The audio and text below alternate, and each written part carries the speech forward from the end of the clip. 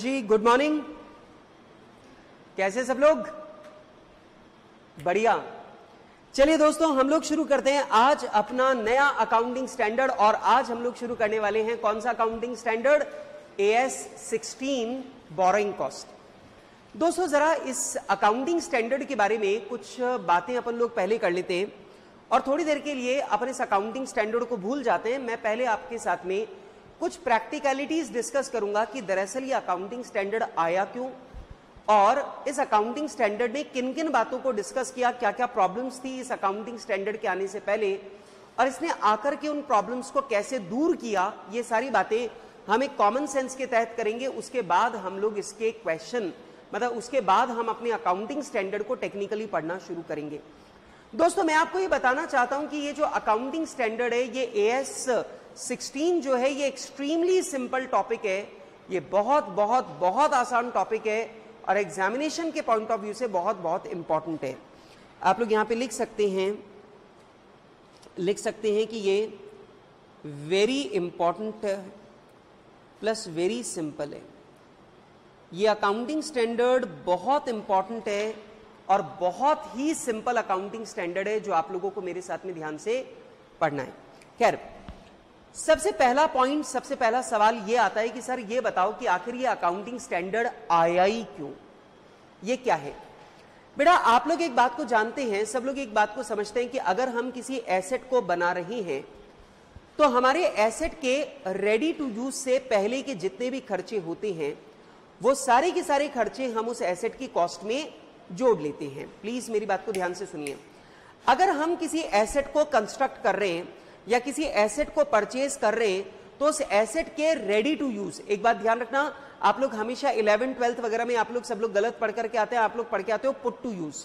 ध्यान रखना, एसेट के रेडी टू यूज की बात होती है, पुट टू यूज की बात नहीं होती। आप समझना, अगर मान लीजिए एक एसेट है वो इस्तेमाल करने के लिए बिल्कुल तैयार है, उस डेट को बोलते हैं रेडी टू यूज।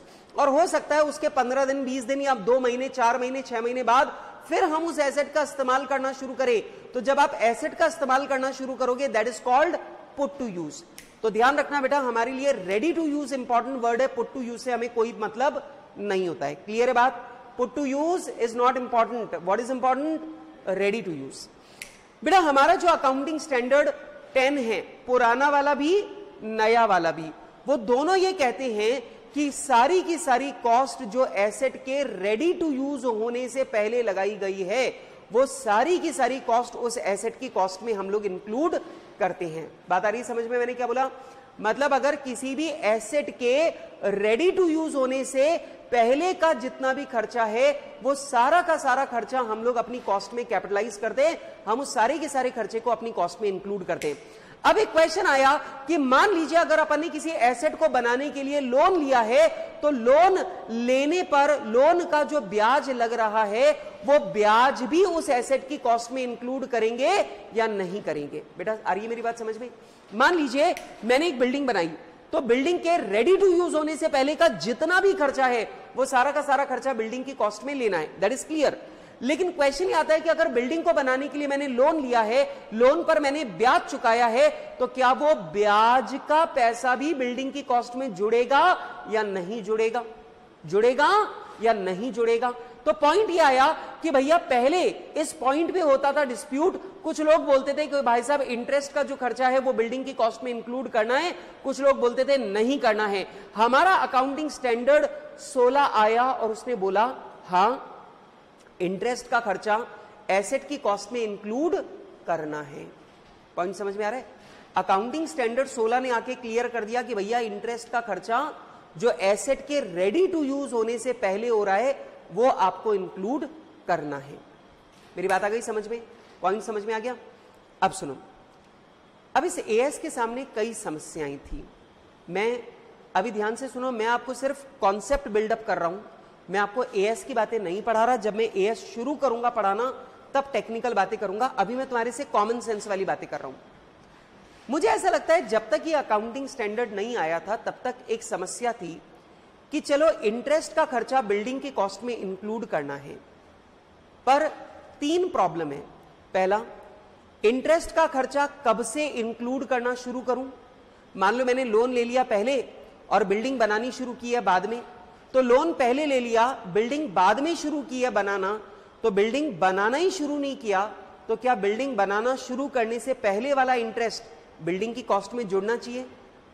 हाँ, आप मेरी एक बात को समझो, आपने लोन लिया 2 साल पहले, आपने 2 साल तक कोई काम नहीं किया, 2 साल के बाद में आपने बिल्डिंग बनाना शुरू किया, तो इस 2 साल का ब्याज बिल्डिंग के कंस्ट्रक्शन से रिलेटेड खर्चा नहीं है, तो ये बिल्डिंग की कॉस्ट में आना नहीं चाहिए। हाँ कि ना? हाँ कि ना? तो हमारे अकाउंटिंग स्टैंडर्ड 16 ने एक बात क्लैरिफाई कर दी कि एसेट का कंस्ट्रक्शन जब तक शुरू नहीं होता तब तक ब्याज का खर्चा जोड़ना मत। ठीक है, जिस दिन एसेट का कंस्ट्रक्शन शुरू होगा उसके बाद वाला ब्याज ही आप बिल्डिंग की कॉस्ट में, एसेट की कॉस्ट में जोड़ सकते हो। नंबर 2, दूसरी प्रॉब्लम हमारे सामने थी, मान लो अगर मैंने 2 साल के लिए बिल्डिंग का कंस्ट्रक्शन बंद कर दिया, मेरे पास पैसे खत्म हो गए, और मेरे पास पैसे खत्म हो गए, मैंने 2 साल के लिए बिल्डिंग का कंस्ट्रक्शन बंद कर दिया, तो इस 2 साल का ब्याज ये बिल्डिंग की कॉस्ट में जुड़ेगा कि नहीं जुड़ेगा? तो हमारे एएस ने ये भी क्लैरिफाई कर दिया नहीं जुड़ेगा। क्यों? क्योंकि ये जो 2 महीने का ब्याज लग रहा है ये बिल्डिंग के कंस्ट्रक्शन के लिए नहीं लग रहा, क्योंकि कंस्ट्रक्शन का काम बंद पड़ा है, तो ये 2 महीने का, 2 साल का जो ब्याज है वो बिल्डिंग की कॉस्ट में नहीं जुड़ेगा। तीसरा सवाल था, बिल्डिंग की कॉस्ट में कब तक का ब्याज जुड़ेगा? मतलब ब्याज जुड़ना शुरू हो गया लेकिन जुड़ता कब तक रहेगा? तो हमारे एएस ने वो भी क्लैरिफाई कर दिया, जब हमारी एसेट रेडी टू यूज हो जाएगी उसके बाद ब्याज नहीं जुड़ेगा। तो 3 मुद्दे तो इन्होंने ये डिस्कस किए, इस अकाउंटिंग स्टैंडर्ड ने 3 मैटर तो ये डिस्कस किए। पहला, इधर सुनो सुनो सुनो सुनो, पहला डिस्कस किया कि इंटरेस्ट की कॉस्ट कैपिटलाइज होना शुरू कब होगी? अगर बीच में काम बंद हो गया तो ब्याज का कैपिटलाइज होना क्या रहेगा? जारी रहेगा या जारी नहीं रहेगा, बंद हो जाएगा, ये बताओ। तीसरा, इंटरेस्ट की कॉस्ट हमारी कॉस्ट में, एसेट की कॉस्ट में इंक्लूड होना कब तक चालू रहेगा, बंद कब होगा? 3 बातें क्लियर है? अच्छा, फिर इसके बाद एक और प्रॉब्लम थी। एक और प्रॉब्लम यह थी कि लोन हमेशा किसी पर्टिकुलर एसेट के लिए नहीं होता, कभी कभार जनरल लोन भी होते, जैसे डिवेंचर। अब मैंने डिवेंचर इशू कर दिए 1 करोड़ का, अब डिवेंचर का पैसा तो बिल्डिंग में भी लग रहा है, प्लांट में भी लग रहा है, फर्नीचर में भी लग रहा है, सब चीजों में लग रहा है, तो डिवेंचर का पैसा तो सब चीजों में लग रहा है, तो ये कहलाती है जनरल बोरिंग। जनरल बोरिंग का ब्याज कैसे चार्ज होगा? जनरल बोरिंग का जो ब्याज है वो एसेट की कॉस्ट में कैसे इंक्लूड होगा, वो अलग दिक्कत। तीसरी दिक्कत ये कि अगर आपने लोन तो ले लिया लेकिन एसेट के कंस्ट्रक्शन में पैसा एक ही दिन में थोड़ी लगता है, वो तो धीमे धीमे लगता है, और एसेट की कॉस्ट में पैसा धीमे धीमे लगता है, तो धीमे धीमे लगने वाले पैसे का ब्याज कैसे लोगे? कॉम्प्लिकेशन है। तो बेटा इस तरीके से इंटरेस्ट की कॉस्ट को लेकर के बहुत सारी कॉम्प्लिकेशंस थी, और उन बहुत सारी कॉम्प्लिकेशन को अकाउंटिंग स्टैंडर्ड 16 में डील किया गया है। तो ये जो अकाउंटिंग स्टैंडर्ड 16 है ये इन्हीं सारी प्रॉब्लम्स की बातें करेगा, जो बातें अभी मैंने आपके सामने की है। अभी आपको लग रहा है कि ये सारी बातें बड़ी कॉम्प्लिकेटेड है, पता नहीं इनका क्या जवाब निकलेगा, लेकिन हमारे अकाउंटिंग स्टैंडर्ड 16 ने हर परेशानी के लिए बहुत आसान आसान रास्ते बता रखे हैं। तो क्या आप लोग तैयार हैं उनके लिए? तो चलो, अगर आप लोग तैयार हैं तो बढ़ते हैं आगे। आइए, सबसे पहला दोस्तों आपको यह ध्यान रखना है कि ये जो अकाउंटिंग स्टैंडर्ड 16 है, it is applicable for all the enterprises. बेटा ये अकाउंटिंग स्टैंडर्ड सभी एंटिटीज के लिए मैंडेटरी अकाउंटिंग स्टैंडर्ड है। पहला पॉइंट क्लियर है? ये अकाउंटिंग स्टैंडर्ड सभी एंटिटीज के लिए मैंडेटरी अकाउंटिंग स्टैंडर्ड है। पहला सवाल आता है, बोरोइंग कॉस्ट का मतलब क्या है? मैं आपके साथ में इस पॉइंट को डिस्कस करना चाहता हूं, और मैं आपको बता दूं एग्जाम के पॉइंट ऑफ व्यू से ये पॉइंट इंपॉर्टेंट है, क्योंकि इसके ऊपर एग्जाम में क्वेश्चन आता है। ठीक है, बोरोइंग कॉस्ट का मतलब क्या है? ये क्वेश्चन 4 नंबर में एग्जाम में पूछा जाता है, इसलिए आप लोग इसे बिल्कुल ध्यान से सुने।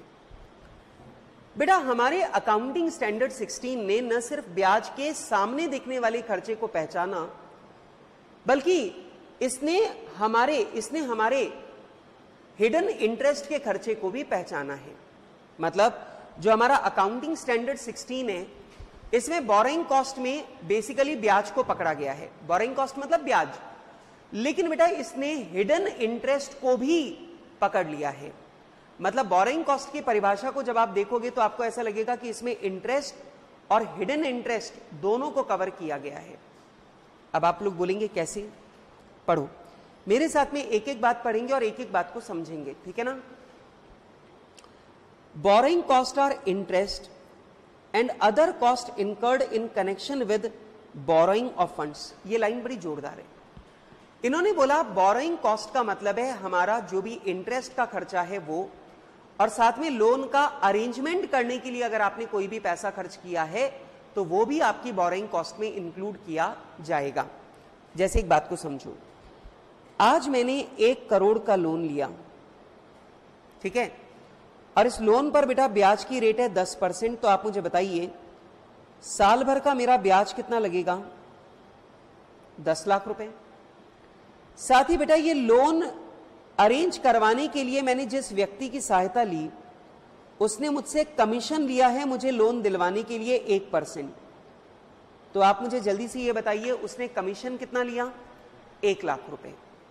अब पॉइंट समझिए बेटा कि यहां पे डेफिनेशन कहती है कि जो 10 लाख रुपए का ब्याज दे रहे हो ये भी बोरोइंग कॉस्ट है, और जो 1 लाख रुपए आपने खर्च किए बोरोइंग का अरेंजमेंट करने के लिए वो भी बोरोइंग कॉस्ट है। तो बेटा यहां पर कुल मिलाकर जो बोरोइंग कॉस्ट है वो आपकी हो जाएगी 11 लाख रुपए। 10 लाख रुपए ब्याज के और 1 लाख रुपए जो अरेंजमेंट के लिए आपने दिए हैं वो, ये दोनों आपकी बोरोइंग कॉस्ट जो है वो कहलाएंगी। क्लियर है मेरी बात? बेटा पॉइंट समझ में आ रहा है? लाइन क्या लिखा है? Borrowing cost are interest and other cost incurred in connection with borrowing of funds. बेटा इंटरेस्ट का खर्चा और बाकी दूसरे खर्चे जो हमने बोरोइंग अरेंज करने के लिए किए हैं वो दोनों मिलकर कहलाते हैं बोरोइंग कॉस्ट। क्लियर है बात? अब आगे सुनो, it includes the following expenses. अब इन्होंने डेफिनेशन को और बढ़ाया और बोला इसमें ये सब इंक्लूड करना।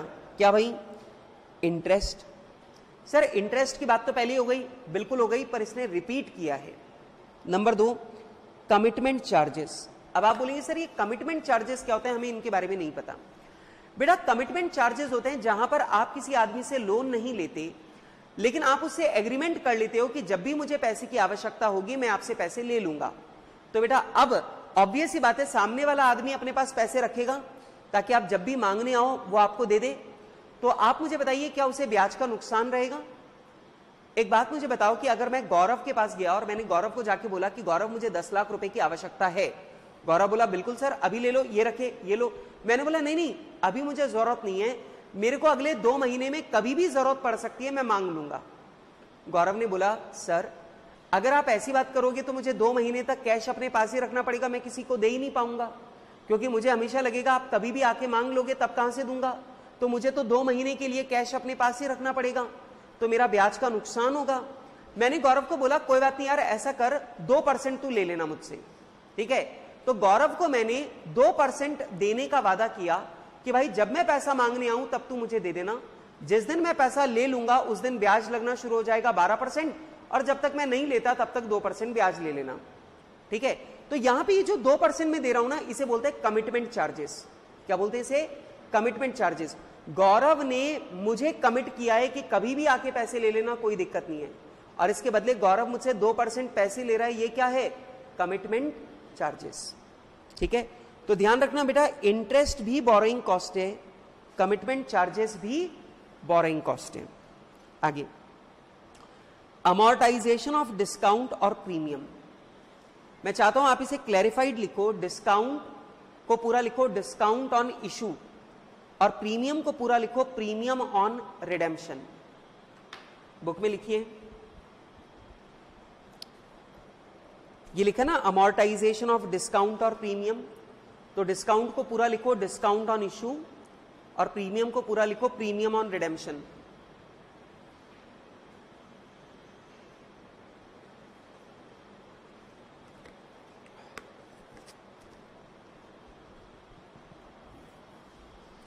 सर ये क्या बात हुई? बेटा अब आप लोग को जैसे जैसे आप लोग आगे बढ़ोगे अपनी सीए की पढ़ाई में, आपको पता चलेगा कि हमारी अकाउंटिंग और जो हमारे अकाउंटिंग स्टैंडर्ड्स हैं, खास करके इंड एस, वो बहुत रिफाइन होकर के आए हैं और बेटा उसमें बहुत गहराई से एक एक बात को, रियलिस्टिक चीजों को समझा गया है। एक बात मुझे बताऊं, अगर मैं डिवेंचर को डिस्काउंट पे इशू कर रहा हूं, दैट मीन्स मैंने 100 रुपए की फेस वैल्यू का डिवेंचर 90 रुपए में इशू कर दिया, मानते हो आप लोग? तो आप मुझे बताइए कि मैंने 100 रुपए की फेस वैल्यू का डिवेंचर 90 रुपए में इशू किया, तो मेरा डिस्काउंट ऑन इशू क्या है? 10। मेरा डिस्काउंट ऑन इशू क्या है? 10। समझ में आ रहा है? अब मेरी बात सुनो, इस डिवेंचर का रिडेम्पशन किस पे होगा? ऑब्वियस है 100 रुपए पे। अब एक बात दिमाग लगा के देखो, अगर तुम सोचो तो तुम्हें समझ में आएगा कि तुमने अगर 100 रुपए का डिवेंचर 90 रुपए में इशू किया था तो तुमने लोन लिया कितना है? 90। अरे तुम्हें कैश कितना मिला? 90। तो लोन लिया कितना है? 90। और रिडेम्पशन कितने पे हो रहा है? 100 में। और अगर 100 में रिडेम्पशन हो रहा है, इसका मतलब यह हुआ कि आपने 90 रुपए का लोन लिया लेकिन वापस कितने पैसे किए? 100 रुपए। तो आप मुझे दिमाग लगा के बताओ, क्या सेंसिबली सोचने पर आपको दिख सकता है कि ये 10 रुपए ब्याज है? एक बात मुझे बताओ गौरव, एक बात मुझे बताओ जय, आप सब लोग मुझे एक बात बताओ कि अगर मैं तुमसे 100 रुपए का लोन लेता हूं और तुमको 1 साल बाद 110 रुपए देता हूं, तो ब्याज कितना है? मैंने तुमसे 100 रुपए लिया और लौटाया 110, ब्याज कितने का है? 10 रुपए। वैसे यहां पर है, अगर मैंने कोई डिबेंचर बॉन्ड अगर मैंने 90 रुपीज पे इशू किया और मैं रिडेम्पशन कर रहा हूं एट पार 100 रुपए पे, तो आप मुझे बताइए, इसका मतलब तो यही निकला कि मैंने तुमसे 90 रुपए लिए थे और वापस कितने किए? 100 रुपए। तो जो 10 रुपए मैं तुमको एक्स्ट्रा दे रहा हूं वो ब्याज ही तो है। वो ब्याज है कि नहीं है? वो इंटरेस्ट है कि नहीं है? जल्दी बोलो, है ना? वो इंटरेस्ट है। अच्छा, लेकिन एक बात मुझे बताओ कि ये डिबेंचर 10 साल में रिडीम हो रहे हैं, ये डिबेंचर का रिडेम्पशन हो रहा है 10 साल बाद। तो मैंने आज तुमसे 90 रुपए कैश लिया और मैं तुम्हें 10 साल के बाद में 100 रुपए वापस कर रहा हूं, तो आप मुझे बताइए ये 10 रुपए क्या है? ब्याज। कितने साल का? 10 साल का। तो 1 साल का ब्याज कितना है? 1 रुपए। 1 साल का ब्याज कितना है? 1 रुपए। ये उसी 1 रुपए की बात कर रहा है। देखो क्या बोल रहा है, amortisation of discount on issue. नहीं आया समझ में? बेटा अमोर्टाइजेशन क्यों बोला? क्योंकि बेटा ये 10 रुपए तो 10 साल का ब्याज है ना। 1 साल का ब्याज कितना है? 1 रुपए, जिसे हम लोग क्या बोल रहे हैं? Borrowing cost. समझ में आ रहा है? 10 रुपए बोरोइंग कॉस्ट नहीं है इस साल की, 1 रुपए बोरोइंग कॉस्ट है इस साल की। समझ में आ गया? अच्छा, इसी तरीके से देखो कि अगर तुमने एक डिबेंचर इशू किया 100 रुपए में, लेकिन उसका रिडेम्पशन आप कर रहे हो 120 रुपए में। अब आप मुझे बताइए, अगर 100 रुपए में आपने डिबेंचर इशू किया तो आपको पैसे कितने मिले? 100। और 10 साल बाद जब आप रिडेम्पशन करोगे तो रिडेम्पशन करते टाइम आप पैसा वापस कितना करोगे? 120। तो आप मुझे बताइए, आपने 100 रुपए लिए और आपने 120 रुपए वापस किए, तो आप मुझे बताइए ये जो 20 रुपए आप एक्स्ट्रा दे रहे हो, क्या ये ब्याज है? लेकिन ये कितने साल का ब्याज है? 10 साल का। तो भैया 1 साल का ब्याज कितना पड़ा? 2 रुपए। ये उसकी बात कर रहा है, 2 रुपए की बात कर रहा है।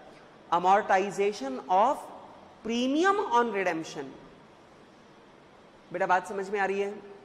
पॉइंट समझ में आ रहा है? अगर बेटा डिस्काउंट ऑन इशू है तो ये ब्याज है, अगर प्रीमियम ऑन रिडेम्पशन है वो भी ब्याज है, पर वो ब्याज है डिबेंचर की पूरी लाइफ का। अगर आपको 1 साल का ब्याज निकालना है तो आप इसे डिवाइड कर लो, अमोर्टाइज कर लो। क्लियर है मेरी बात? अच्छा, amortisation of ancillary cost. Sir ये क्या हुआ? अमोर्टाइजेशन ऑफ एंसिलरी कॉस्ट, बेटा ये इस 1 लाख की बात हो रही है। एक बात मुझे बताओ कि अगर लोन का अरेंजमेंट करने के लिए मैंने 1 लाख रुपए खर्च किए, तो बेटा इसका फायदा तो मुझे 10 साल तक मिलेगा ना। लोन कितने साल के लिए लिया? 10 साल के लिए। लोन लेने के लिए पैसे कितने खर्च किए? 1 लाख रुपए। तो आप मुझे बताइए, क्या 1 लाख रुपए का फायदा आने वाले 10 साल तक मिलेगा? और 1 लाख रुपए का फायदा अगर आने वाले 10 साल तक मिलेगा तो ऑब्वियस सी बात है ये 1 लाख रुपए 10 साल में डिवाइड होने चाहिए। इसीलिए बेटा ये जो हमारे खर्चे हैं 1 लाख रुपए के, ये 10 साल में डिवाइड होंगे तो इनका अमोर्टाइज्ड अमाउंट होगा कितना? 10,000। और ये जो 10,000 है ना, ये हमारी बोरोइंग कॉस्ट है। क्लियर है बात? बेटा ऑब्वियस ही बात है, जो बोरोइंग कॉस्ट है वो पूरी 1 लाख है, पर वो तो 10 साल की बोरोइंग कॉस्ट है ना। 1 साल की बोरोइंग कॉस्ट कितनी है? 10,000। इसलिए यहां पे क्या बोला? अमोर्टाइजेशन। यहां क्या बोला? अमोर्टाइजेशन। क्यों? क्योंकि ये दोनों खर्चे पूरी लाइफ के लिए कर रहे हैं, और डिवेंचर की पूरी लाइफ के लिए, लोन की पूरी लाइफ के लिए कर रहे हैं, तो ऑब्वियस ही बात है बेटा, इसे पूरी लाइफ में डिवाइड भी करना पड़ेगा। क्लियर है बात? And last one, this one is most important. इसके ऊपर ऑलरेडी आपके एग्जाम में 4-5 बार क्वेश्चन आ चुके हैं, और मैं सच बताऊं तो मैं आपके अटेम्प्ट में एक्सपेक्ट कर रहा हूं कि ये क्वेश्चन आना चाहिए। ठीक है, सुनो। Exchange differences to the extent these are regarded as an adjustment of interest cost etcetera. ठीक है, ये बोल रहा है exchange difference to the extent these are regarded as an adjustment of interest cost etcetera.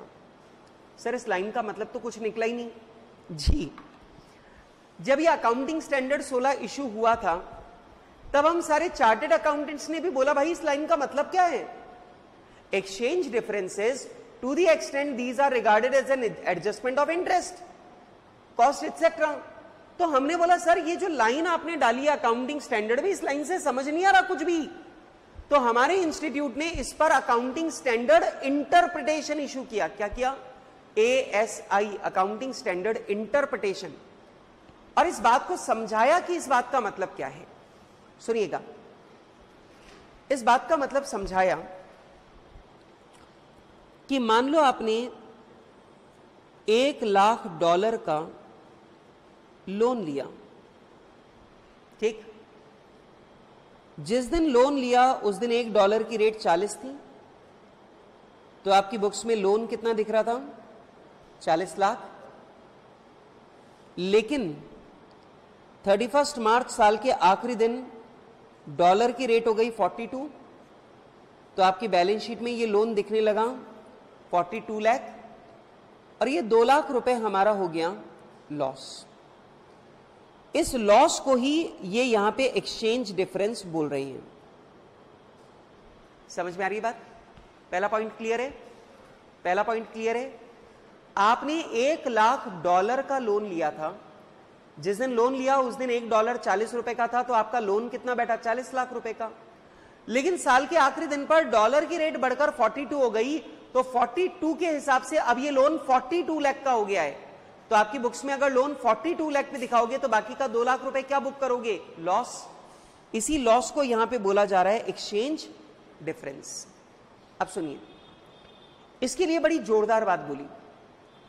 बोला ये जो 40 लाख रुपए का लोन तुमने डॉलर में लिया था, इसमें ब्याज कितना देना पड़ा डॉलर के हिसाब से? मैंने बोला सर डॉलर के हिसाब से $10,000 का ब्याज देना पड़ा। 42 की रेट है,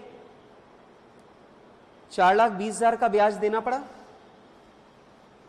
हम पूछते हैं अगर ये 40 लाख रुपए का लोन तुमने रुपयों में लिया होता भारत में, तो ब्याज कितना लगता?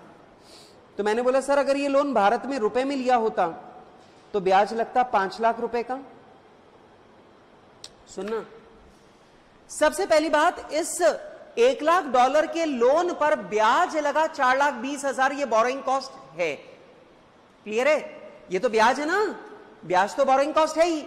अब सुनो, अब यहां पर पॉइंट आता है कि अगर ये 40 लाख रुपए का लोन मैंने भारत में लिया होता तो ब्याज लगता 5 लाख रुपए का, और मैंने ये लोन अमेरिका से डॉलर में लिया है तो मेरा ब्याज लगा 4,20,000 का। तो आप मुझे बताइए मेरी ब्याज की बचत कितनी है? 80,000। हमारा एएस ये कह रहा है ये जो 2 लाख रुपए का लॉस है ना, इसमें से 80,000 जो ब्याज की बचत के बराबर पैसा है उसे तो आप ब्याज ही मान लो, लॉस मत मानो। और जो बाकी बचा 1,20,000 का लॉस, वो तुम्हारा लॉस है, उसे P&L में डाल दो। समझ में आ रहा है?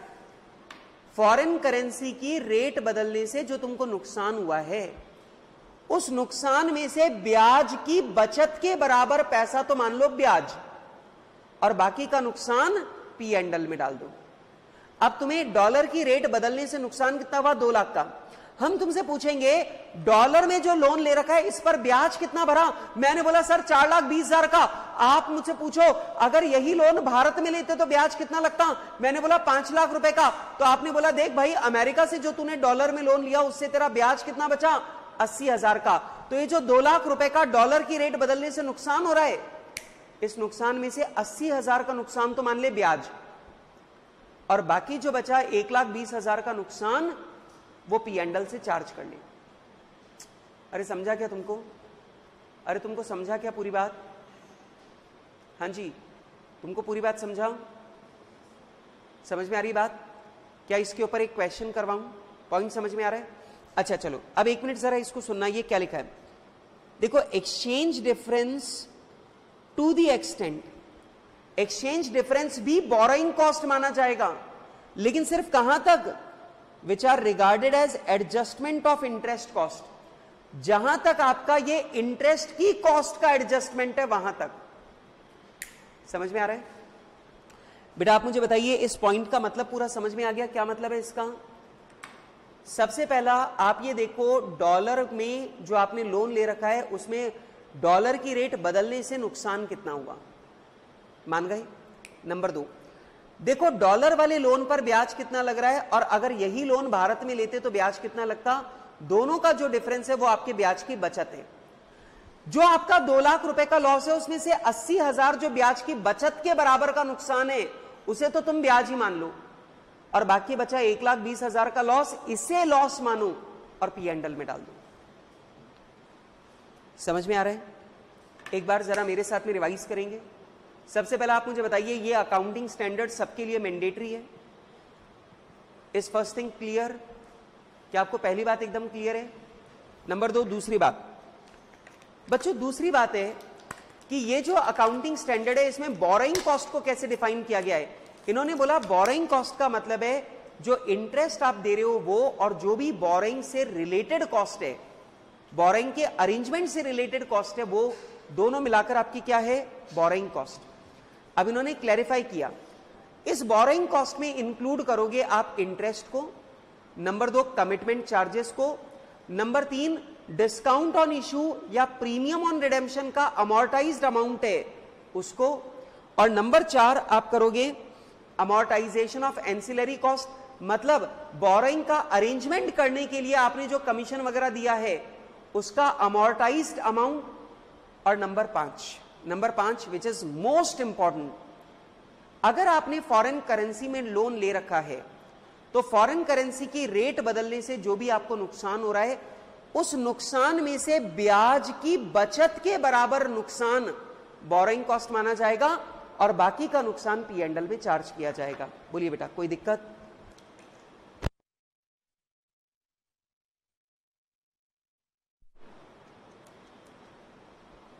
क्लियर है बात? चलो, एक बात को ध्यान रखना, एक बात का ध्यान रखना कि आपकी जो प्रेफरेंस शेयर पे आप डिविडेंड दे रहे हो, इक्विटी शेयर पे जो आप डिविडेंड दे रहे हो, जिसे अपन लोग कॉस्ट ऑफ कैपिटल भी बोल देते हैं, ध्यान रखना वो कभी भी बोरोइंग कॉस्ट में इंक्लूड नहीं होगी। ठीक है, आप ही ध्यान रखना, वो कभी भी बोरोइंग कॉस्ट में इंक्लूड नहीं होगी। क्लियर? अब मैं सोच रहा हूं ये जो चौथा वाला पॉइंट है ना, इस चौथे वाले पॉइंट के ऊपर कुछ सवाल कर लें। चलो,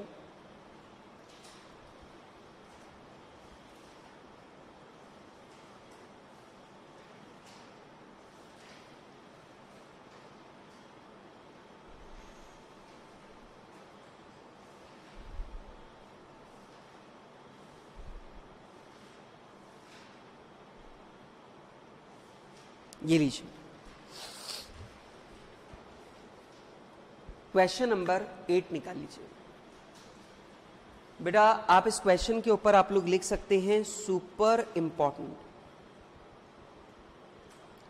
वैसे मैं आपको बता दूं, हमारे एग्जाम में इस चैप्टर में मुश्किल से 3 या 4 सवाल हैं जो हर बार आते हैं। ठीक है, मतलब इसमें वैरायटी नहीं है, 3-4 सवाल फिक्स्ड है, बस उन्हीं में से कोई एक सवाल उठा करके पूछ लिया जाता है। सबसे ज्यादा रिपीटेड क्वेश्चन देने वाला एएसए ये। RGS Limited has raised a loan of $50,000 on 1st April 2004 for a specific project at the rate 2% per annum। सवाल कहता है बेटा हमने एक $50,000 का लोन लिया है 1 अप्रैल 2004 को और ब्याज की रेट जो है वो 2% है, payable annually. Okay, on 1st April 2004 exchange rate was 48 पर डॉलर। सवाल कह रहा है बेटा जिस दिन आपने लोन लिया था उस दिन $1 की रेट कितनी हुआ करती थी? 48। On 31st March 2005 the exchange rate is ₹50 पर डॉलर। और बेटा सवाल कह रहा है 31 मार्च को $1 की जो रेट है वो 48 से बढ़कर कितनी हो गई? 50। अब गड़बड़ी समझो, ये समझना, जो लोन $50,000 का तुमने लिया था 1 अप्रैल को, 1 अप्रैल को $1 की रेट हुआ करती थी 48, तो $50,000 का जो लोन था उसकी रुपीस में वैल्यू थी 24 लाख। और 31 मार्च को $1 की रेट बढ़कर हो गई है 50, और बेटा $1 की रेट बढ़कर अगर 50 हो गई तो बेटा आप जरा ध्यान से देखो, आपका लोन 50 रुपीस के हिसाब से $50,000 के लोन की वैल्यू कितनी हो गई? 25 लाख। हाँ जी, कितनी वैल्यू हो गई? 25 लाख। अब आप मुझे बताइए जो हमारा लोन 24 लाख का था उसकी वैल्यू बढ़कर अगर 25 लाख हो गई, इसका मतलब डॉलर की रेट बदलने से मुझे 1 लाख रुपए का नुकसान हो गया। अरे सोचो ना यार, जो लोन 24 लाख में चुकना था वो लोन आप 25 लाख रुपए में चुकेगा, तो क्या ये मेरे लिए नुकसान है ना? अच्छा, अब सुनो, एक बात मुझे बताओ, $50,000 पे 2% ब्याज लग रहा है, तो 2% ब्याज हो गया $1,000 का, सही है क्या? 50,000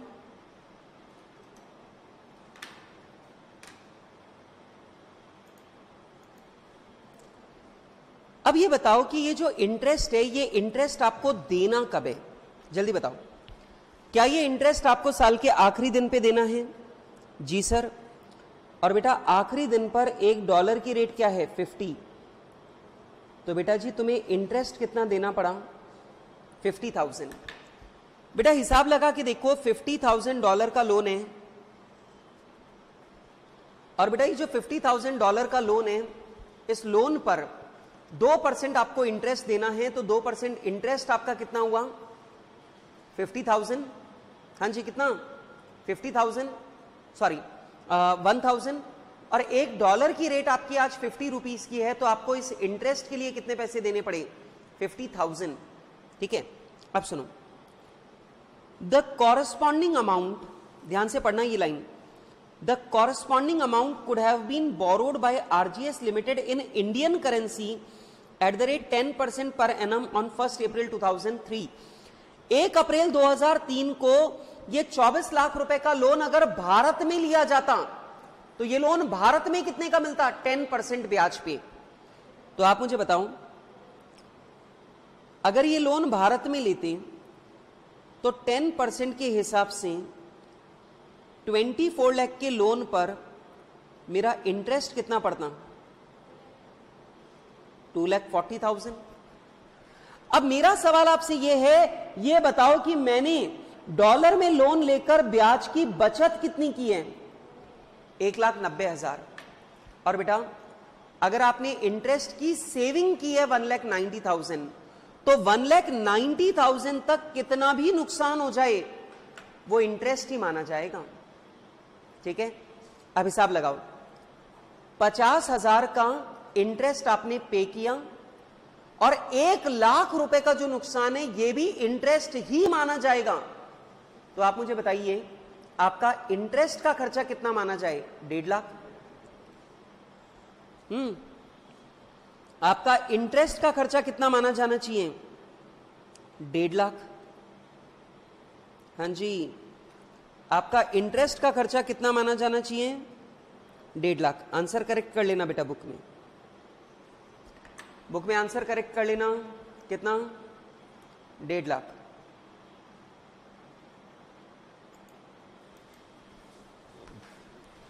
अब यहां पे एक मजेदार केस क्या होता, अगर यहां पे मान लो ये नुकसान 1 लाख की जगह अगर 2 लाख का होता, अगर ये नुकसान 1 लाख की जगह अगर 2 लाख रुपए का होता तो ये बहुत इंटरेस्टिंग हो जाता। कैसे?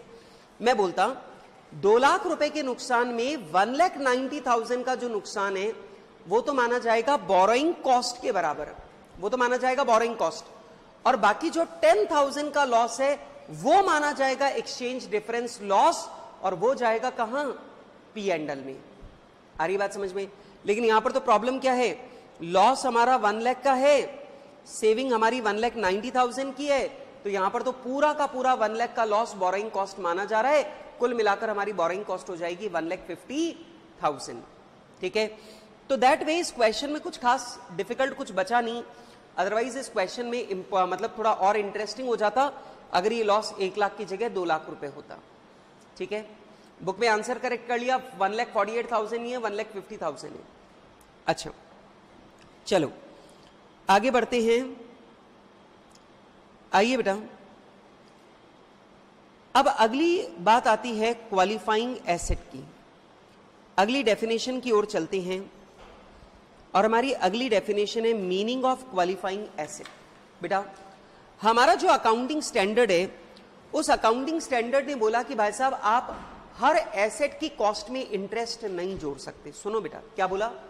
आप हर एसेट की कॉस्ट में इंटरेस्ट नहीं जोड़ सकते हो, आप सिर्फ उसी एसेट की कॉस्ट में इंटरेस्ट जोड़ सकते हो जिसे बनाने में या जिसे रेडी टू यूज होने में या रेडी टू सेल होने में कितना टाइम लगे? 12 महीने या उससे ज्यादा, 12 महीने से ज्यादा का टाइम लगे तो ही आप उसे क्वालिफाइंग एसेट मानोगे, अदरवाइज आप उसे क्वालिफाइंग एसेट नहीं मानोगे। और सिर्फ क्वालिफाइंग एसेट के केस में ही इंटरेस्ट की कॉस्ट को इंक्लूड किया जा सकता है। मेरी बात समझ में आ रही है? इसका मतलब एक बात समझो, अकाउंटिंग स्टैंडर्ड ने कितनी जोरदार बात करी है। अगर किसी एसेट को रेडी टू यूज या रेडी टू सेल होने में अगर 1 साल से कम टाइम लगता है तो ऐसे आइटम की कॉस्ट में इंटरेस्ट का अमाउंट इंक्लूड नहीं किया जाएगा। क्लियर बात? लेकिन जिस एसेट को रेडी टू यूज होने में या रेडी टू सेल होने में अगर 1 साल से ज्यादा का समय लगता है, 1 साल या उससे ज्यादा का समय लगता है, तो ही हम उसे क्वालिफाइंग एसेट मानेंगे, तो ही हम उसकी कॉस्ट में इंटरेस्ट की कॉस्ट को इंक्लूड करेंगे। आ रही बात समझ में? अब इस डेफिनेशन में एक बहुत जोरदार बात आई। सुनो सुनो सुनो, इस डेफिनेशन को, क्वालिफाइंग एसेट की डेफिनेशन को जब एनालाइज किया गया तो एनालिसिस में एक बड़ी जोरदार बात सामने आई। इन्होंने बोला वो एसेट जिसे रेडी टू यूज या रेडी टू सेल होने में 1 साल या उससे ज्यादा का समय लगेगा, वो क्वालिफाइंग एसेट है। अब रेडी टू यूज बोला तो fixed asset, ready to sell बोला तो स्टॉक इन ट्रेड, हाँ कि ना? तो बेटा यहां पर इन्होंने क्वालिफाइंग एसेट की परिभाषा में रेडी टू यूज और रेडी टू सेल दोनों शब्दों का इस्तेमाल किया है। रेडी टू यूज का मतलब हो गया फिक्स्ड एसेट की कॉस्ट में इंटरेस्ट को इंक्लूड कर सकते हैं अगर उसे बनाने में 1 साल या उससे ज्यादा का समय लग रहा है, और जो हमारा रेडी फॉर सेल मतलब जो हमारा स्टॉक इन ट्रेड है, यदि उसे बनाने में 1 साल या उससे ज्यादा का समय लग रहा है तो हम स्टॉक इन ट्रेड की कॉस्ट में भी इंटरेस्ट को इंक्लूड, बोरिंग कॉस्ट को इंक्लूड कर सकते हैं। आ रही है मेरी बात समझ में? बेटा मेरी बात समझ में आ रही है? तो यहां पे डेफिनेशन में रेडी टू यूज और रेडी टू सेल दोनों शब्दों का इस्तेमाल किया गया है। रेडी टू यूज माने fixed asset, ready to sell माने स्टॉक इन ट्रेड। जरा पढ़िए क्या लिखा है। कहता है qualifying asset is an asset that necessarily, अब सुनना यार, ये बड़ा जोरदार शब्द इन्होंने डाला, नेसेसरीली। अब आप बोलेंगे नेसेसरीली मतलब? बेटा एक बात बताओ कि अगर किसी चीज को, किसी एसेट को बनाने में 2 महीने लगने, आपने धीमे धीमे धीमे धीमे काम करके उसको 2 साल में बनाया, तो क्या वो क्वालिफाइंग एसेट हो जाएगी? नहीं। यहां एक्चुअल टाइम की बात नहीं हो रही, यहां पे नेसेसरी की बात हो रही है। जिसे बनाने में नेसेसरी है 12 महीने या उससे ज्यादा का टाइम लगना। सुनो, qualifying asset is an asset that necessarily takes a substantial period of time to get ready for its intended use और सेल।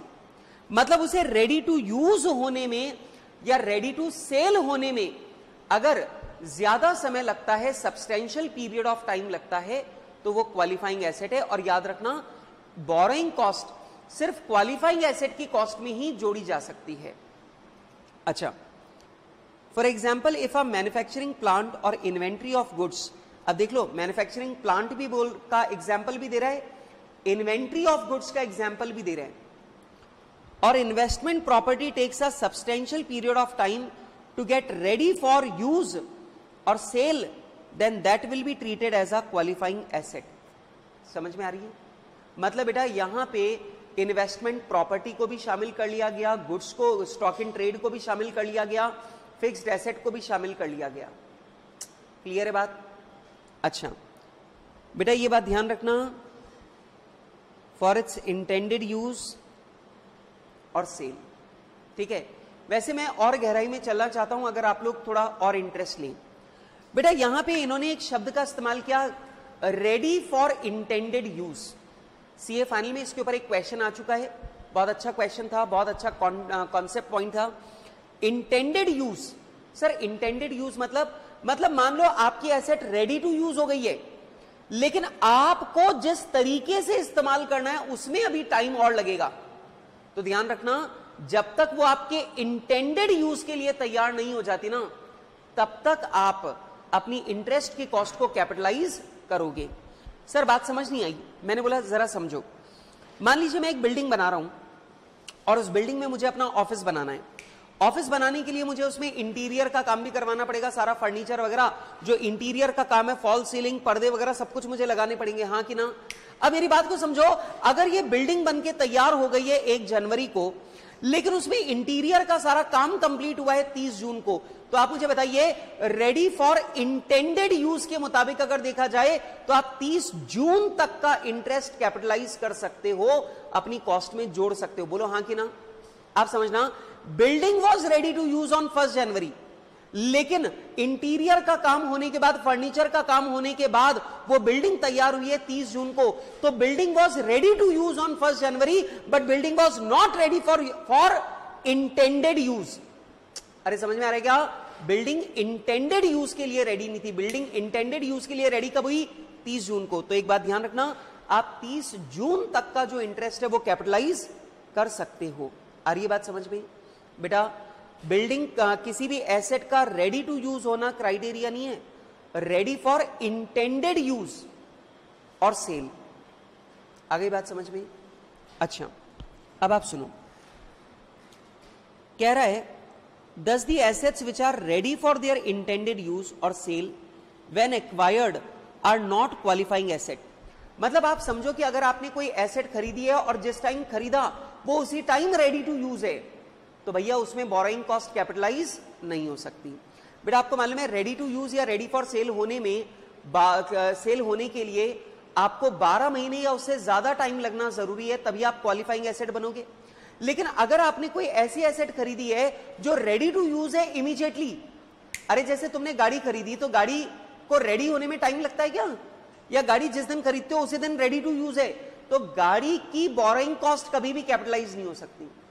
आप ये ध्यान रखना कि बोरोइंग कॉस्ट सिर्फ क्वालिफाइंग एसेट में कैपिटलाइज हो सकती है, और क्वालिफाइंग एसेट का मतलब वो एसेट जो इंटेंडेड यूज के लिए या सेल के लिए जिसको रेडी होने में सब्सटेंशियल पीरियड ऑफ टाइम लगेगा, सिर्फ वही क्वालिफाइंग एसेट है, सिर्फ उसी की कॉस्ट में बोरोइंग कॉस्ट कैपिटलाइज हो सकती है। आ रही है बात समझ में? Getting my point? बेटा पॉइंट समझ में आ रहा है? अच्छा सुनो, for example if we purchase a truck then it is immediately ready for use, therefore it will never be treated as qualifying asset। Simple सी बात है, अगर आपने एक ट्रक खरीदा तो ट्रक आपने जिस टाइम खरीदा उसी टाइम ये रेडी टू यूज है, और ट्रक अगर रेडी टू यूज है इमीडिएटली तो बेटा फिर वो क्वालिफाइंग एसेट है ही नहीं। जैसे गाड़ी है, आपने गाड़ी खरीदी, गाड़ी खरीदते ही वो रेडी टू यूज है, तो आप बताइए क्या वो क्वालिफाइंग एसेट है? नहीं, क्योंकि इसे रेडी टू यूज होने में या रेडी फॉर सेल होने में 12 महीने या उससे ज्यादा का टाइम नहीं लग रहा है। जैसे मान लीजिए मैंने कैमरा खरीदा, कैमरा खरीदते ही मैं रिकॉर्डिंग कर सकता हूं क्या? हाँ, क्यों? क्योंकि कैमरा खरीदते ही रेडी टू यूज है, तो ये क्वालिफाइंग एसेट नहीं है। क्लियर है मेरी बात? अच्छा here substantial period of time means a period of 12 months. बेटा सब्सटेंशियल पीरियड ऑफ टाइम का मतलब क्या है? 12 महीने। तो 12 महीने या उससे ज्यादा का समय लगे रेडी टू इंटेंडेड यूज या रेडी फॉर सेल होने में, तो वो क्वालिफाइंग एसेट है। सुनो, एज पर AS 16 the substantial period can be taken to be more और less than 12 months depending upon the facts and circumstances of the situation. लेकिन हमारे अकाउंटिंग स्टैंडर्ड 16 में यह लूप होल दिया गया है कि अगर पीरियड 12 महीने से कम का है तो भी आप उसे क्वालिफाइंग एसेट मान सकते हो, अगर आपकी सर्कमस्टेंसेस और फैक्ट ऑफ द केस जो है वो ऐसा बोलता है कि भैया यहां पे इंटरेस्ट को इंक्लूड करना जरूरी है। मेरी बात को समझो, अगर मान लीजिए मैंने एक बिल्डिंग बनाई, बिल्डिंग को बनाने में मेरे को 11 महीने का समय लगा। अब 11 महीने का समय लगा तो 12 महीने का समय नहीं लगा, 11 महीने का समय लगा, तो आप मेरे से बोल सकते हो सर ये क्वालिफाइंग एसेट नहीं है क्योंकि इसको बनाने में 12 महीने से कम का टाइम लगा है। लेकिन मैंने बोला यार इसका इंटरेस्ट का खर्चा इतना ज्यादा है कि अगर मैंने बिल्डिंग की कॉस्ट में इंटरेस्ट का खर्चा नहीं जोड़ा और ये इंटरेस्ट का खर्चा उठाकर मैंने P&L में डाल दिया तो मेरा P&L मेरी गलत परफॉर्मेंस दिखाएगा।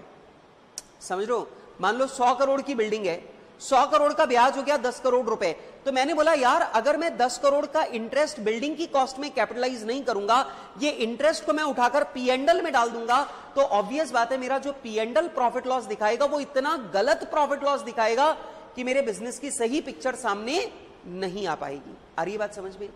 तो उस कंडीशन में 11 महीने पे भी आप उसे क्वालिफाइंग एसेट मान सकते हो। ठीक है, क्लियर है बात? बेटा क्लियर है बात? हाँ जी।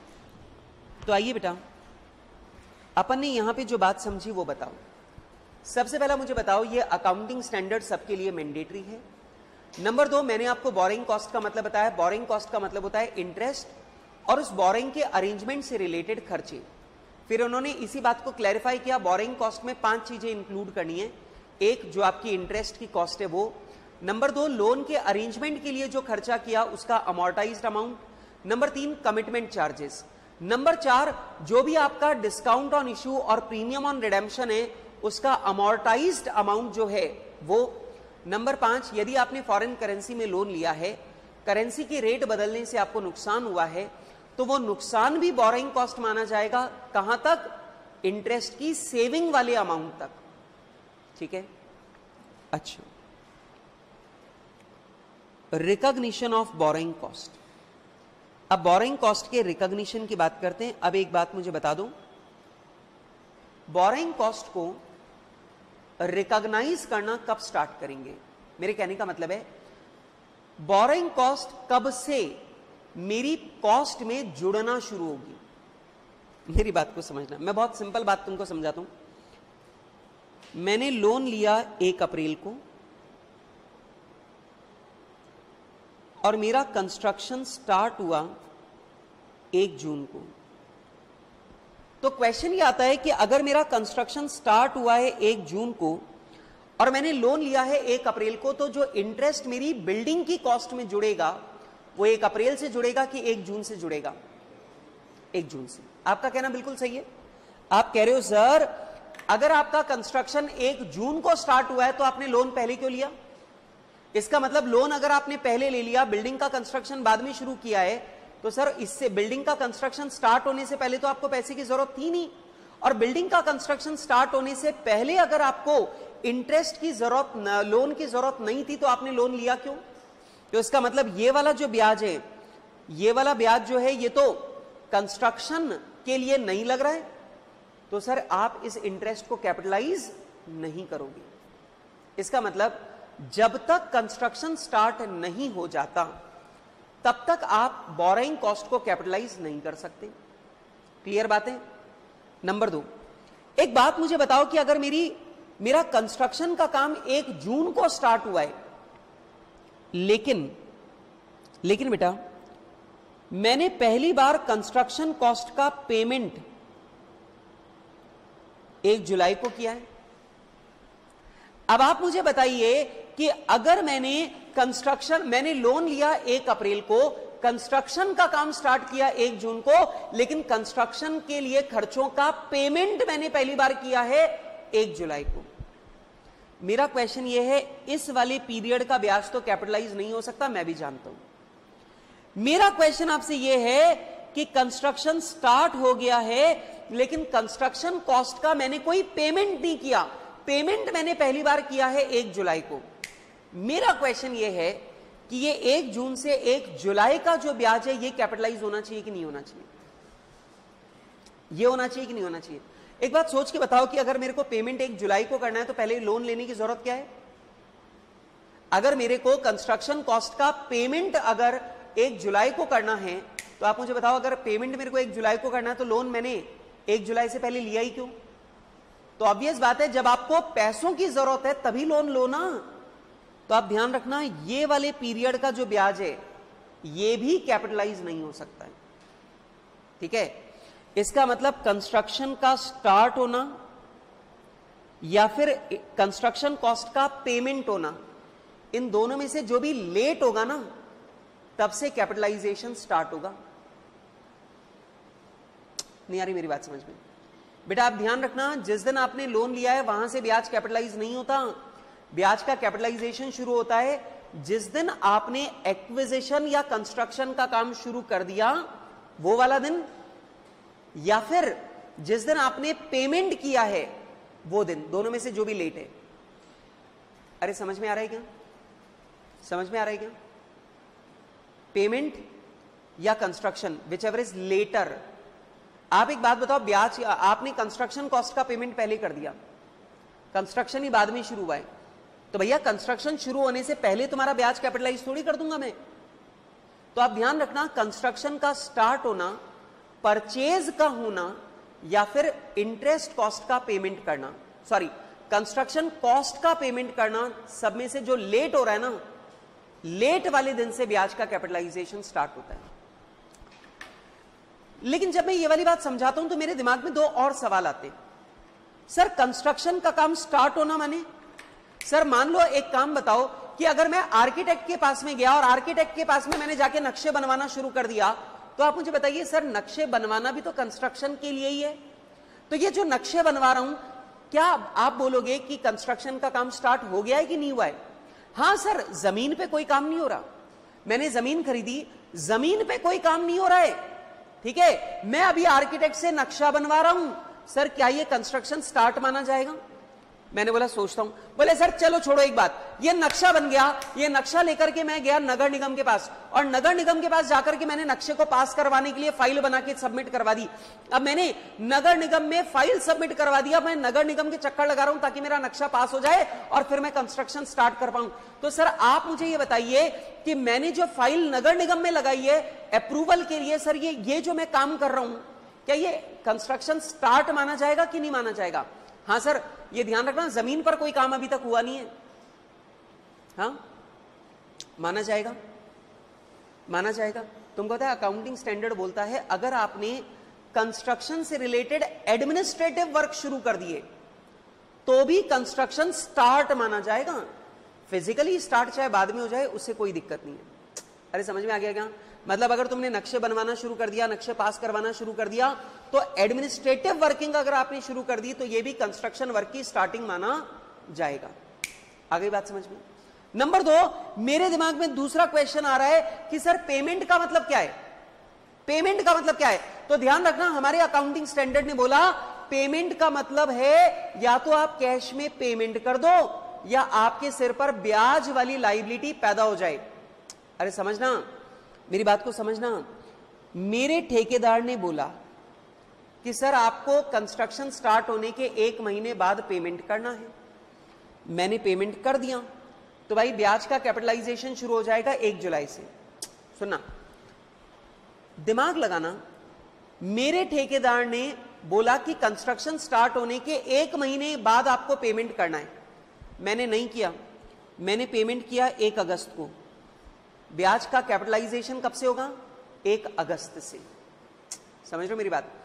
लेकिन मान लो अगर मेरे ठेकेदार ने कॉन्ट्रैक्ट के एग्रीमेंट में लिखवा रखा है कि भैया कंस्ट्रक्शन स्टार्ट होने के 1 महीने बाद आपको पेमेंट करना है और पेमेंट नहीं किया तो 10% ब्याज देना पड़ेगा, तो ब्याज लगना कब से स्टार्ट हुआ? 1 अगस्त को पेमेंट हुआ है, लेकिन ब्याज वाली लायबिलिटी मेरे सिर पर कब पैदा हो गई? 1 जुलाई से। तो बेटा पेमेंट 1 जुलाई को ही माना जाएगा, आप ब्याज 1 जुलाई से ही कैपिटलाइज करना शुरू करोगे। सर पेमेंट माने मतलब क्या? अकाउंटिंग स्टैंडर्ड का मतलब समझो। अकाउंटिंग स्टैंडर्ड ने क्या बोला? अकाउंटिंग स्टैंडर्ड ने बोला जिस दिन पेमेंट कर रहे हो वो वाला दिन माना जाएगा पेमेंट का। या फिर अगर आपके सिर पे इंटरेस्ट बियरिंग लायबिलिटी पैदा हो गई, अगर ठेकेदार ने जिस दिन से ब्याज लगाना शुरू कर दिया वो वाला दिन पेमेंट का माना जाएगा। यहां समझ में, मेरी बात समझ में आ रही है? अगर मैंने पेमेंट किया 1 अगस्त को तो पेमेंट वाला दिन 1 अगस्त माना जाएगा, ब्याज का कैपिटलाइजेशन 1 अगस्त के बाद में शुरू होगा।